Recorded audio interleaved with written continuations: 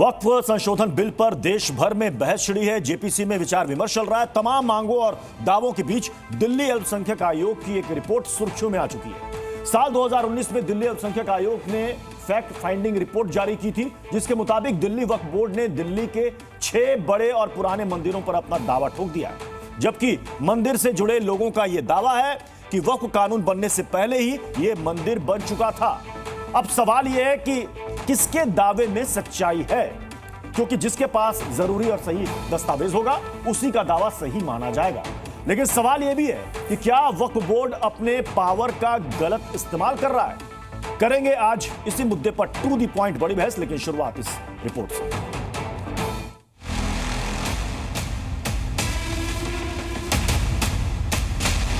देश को बांटने का काम कर रहे हैं, जोड़ने का काम संसद में वक्फ संशोधन बिल क्या पेश हुआ। वक्फ बिल के नाम पर मानो घमासान शुरू हो गया है। एक तरफ इस बिल के खिलाफ मुस्लिम संगठन और सियासतदान लामबंद हैं और इन सबके बीच जी न्यूज ने एक बड़ा खुलासा किया है।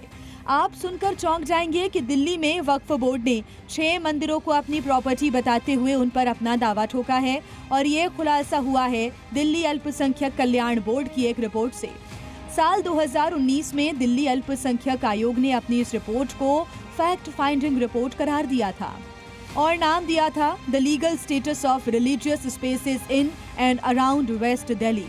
और इस रिपोर्ट में दावा किया गया है दिल्ली के बीके दत्त कॉलोनी स्थित सनातन धर्म मंदिर वक्फ बोर्ड की जमीन पर बना हुआ है, जबकि सच्चाई यह है कि मंदिर का निर्माण 14 दिसंबर 1961 में हुआ था और इस मंदिर का शिलान्यास खुद भारत सरकार के केंद्रीय मंत्री ने किया था। दिल्ली अल्पसंख्यक आयोग की इस रिपोर्ट में दिल्ली के अनेकों मंदिरों पर दावा किया गया है कि ये वक्फ की जमीन है, लेकिन सच ये है कि ये मंदिर भारत में वक्फ एक्ट आने से कई दशक पहले ही बन चुके थे। आज से 45 साल पहले इस अंत्योष्टि स्थल की स्थापना करी गई थी और इस अंत्योष्टि स्थल के जो संचालक हैं उनके मुताबिक कि जिस समय यहाँ की इस अंत्योष्टि स्थल की स्थापना करी गई थी उस समय यहाँ पे मुस्लिम आबादी ना के बराबर थी, पूरी भी यहाँ पे बंजर जमीनें हुआ करती थी। लेकिन सवाल ये है कि क्या वक्फ सरकार से मिली शक्तियों का गलत इस्तेमाल कर रहा है। वक्फ जानबूझकर हिंदू मंदिरों पर अपना दावा कर रहा है। वक्फ की ऐसी ही मनमानी को रोकने के लिए ही संशोधन जरूरी है। करेंगे आज इसी मुद्दे पर बहस, बने रहिए जी न्यूज के साथ। हमारे साथ एक बड़ा पैनल हमें ज्वाइन करेगा, लेकिन सबसे पहले मैं ग्राउंड जीरो का रुख करूंगा, जहां पर हमारे 2 सहयोगी इस वक्त जुड़ चुके हैं। राजू राज और शिवांक इस वक्त जुड़ चुके हैं। शिवांक, ये बताइए कि किस आधार पर वक्फ बोर्ड ने यह दावा ठोका है 2019 में। जी बिल्कुल, देखिए ये देखिए प्रत्युष, ये मेरे पास पूरी दिल्ली माइनॉरिटी कमीशन की रिपोर्ट है। अब रिपोर्ट देखिए 2019 में लाई गई, जहां पर इन्होंने इस मंदिर को ये कहा कि ये मंदिर वक्फ बोर्ड की संपत्ति के ऊपर बना है, मंदिर ऑन इनक्रोच्ड वक्फ लैंड। और इसका जो आपने अभी दावा पूछा है, इसका दावा है वर्ष 1970 में जो वक्फ बोर्ड ने अपनी संपत्तियां घोषित करी थी। अब आइए आपको एक और तस्वीर हम लोग जरा दिखाते हैं कि किस तरह से वक्फ लगातार आंखों में धूल झोंक रहा है सरकारों की। कि 1970 उन्होंने साल दिया कि 1970 में यहाँ की जो जमीन थी वो उनकी जमीन हो गई थी। लेकिन अब आप ये देखिए, ये यहाँ पर मंदिर के ठीक बाहर आप देखिए शिलान्यास का शिलालेख है।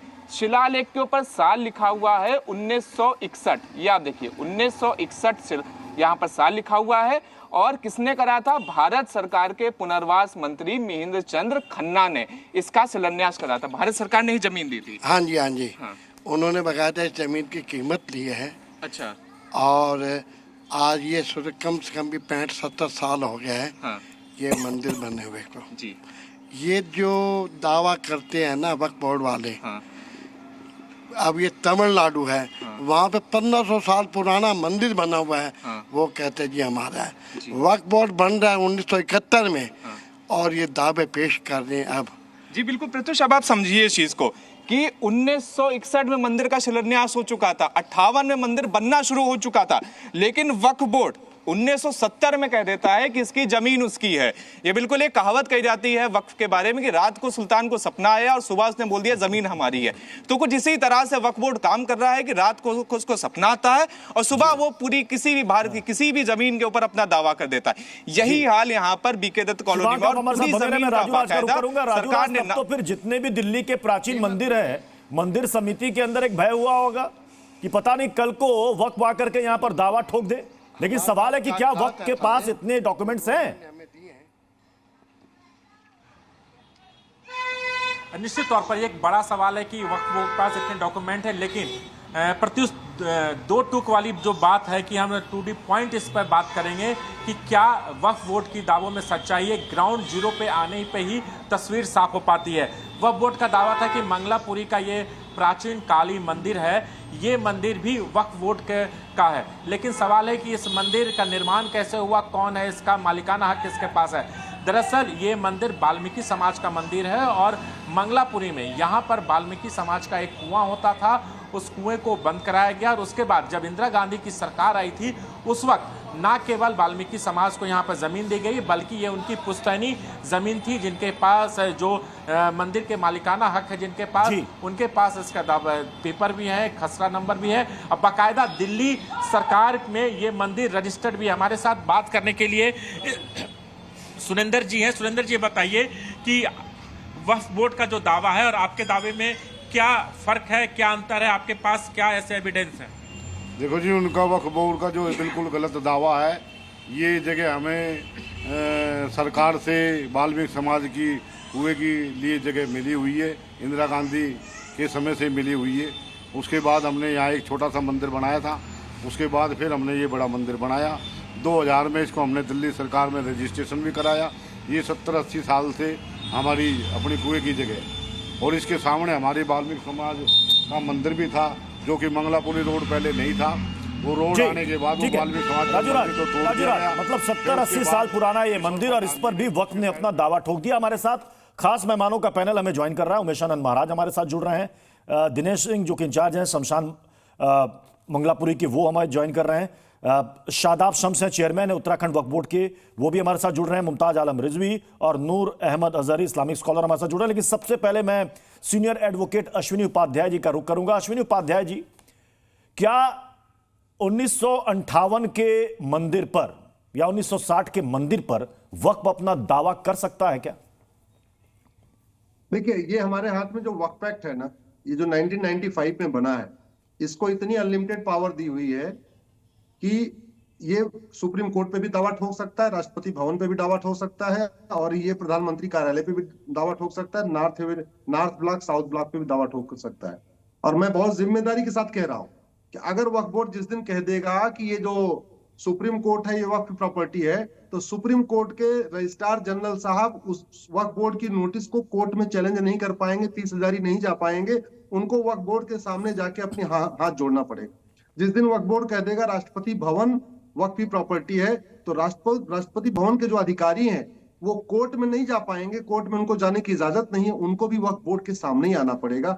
ऐसा घटिया कानून 1954 में पहले बना, बाद में उसको 55 में अमेंड किया और 1995 में तो इसको पूरा शैतान बना दिया। मैं बहुत जिम्मेदारी के साथ पूछता हूं कि ये वक्फ बोर्ड नोटिस भेजे और बाकी लोग आके सफाई दें, होना चाहिए इसका उल्टा। कायदे से ये 10 लाख एकड़ जमीन जो क्लेम करते हैं, वक्फ बोर्ड आके बताए कि उसके पास कौन सा कागज है, किसने जमीन दान किया, किसके सामने दान किया, क्योंकि वक्फ का मतलब दान होता है। और ये वक्फ शब्द तो अभी 1400 साल पुराना है, दान शब्द तो हजारों साल पुराना है। और भारत में तो लेकिन अश्विनी जी, अगर वक्फ ने दावा किया तो ट्रिब्यूनल में तो ये मामला चैलेंज किया जा सकता है। जिसके पास दस्तावेज होगा, दावा उसका सही माना जाएगा। नहीं प्रत्युष जी, सवाल ये है कि केवल मुस्लिम जब वक्फ बोर्ड का मामला ट्रिब्यूनल में क्यों जाएगा? भारत में और कोई ट्रिब्यूनल है क्या जो मजहब के आधार पे है? बाकी सबका मुकदमा डिस्ट्रिक्ट कोर्ट में चलेगा, लेकिन ये जहां उंगली रख देंगे वो ट्रिब्यूनल में जाएगा। और ट्रिब्यूनल में कौन है? वक्फ बोर्ड में कौन है? 7 के 7 मेंबर मुस्लिम। ट्रिब्यूनल में कौन है? वो भी सारे मुस्लिम। सर्वे कौन करता है? वो भी मुस्लिम। जांच कौन करता है? वो भी मुस्लिम। नोटिस कौन देता है? वो भी मुस्लिम। तो सारे के सारे वही चोर, वही दरोगा, वही जांच करता, वही जज, मैं ये पूछ रहा हूं, अगर भारत संविधान से चलता है और संविधान का मतलब समान विधान होता है, तो एक मजहब के लिए अलग से ट्रिब्यूनल क्यों, एक मजहब के लिए अलग से बोर्ड क्यों, एक मजहब के लिए अलग से वक्फ एक्ट क्यों? भारत के संविधान में तो वक्फ शब्द कहीं लिखा ही नहीं है। भारत के संविधान में चैरिटी लिखा है, एंडाउमेंट लिखा है। इसका मतलब एक यूनिफॉर्म। अश्विनी जी आप बने रहे हमारे साथ। मैं नूर अहमद अजहरी जी आपसे जानना चाहूंगा कि क्या अपने पावर का गलत इस्तेमाल तो नहीं कर रहा वक्फ, कि कहीं पर भी ये दावा ठोक दे?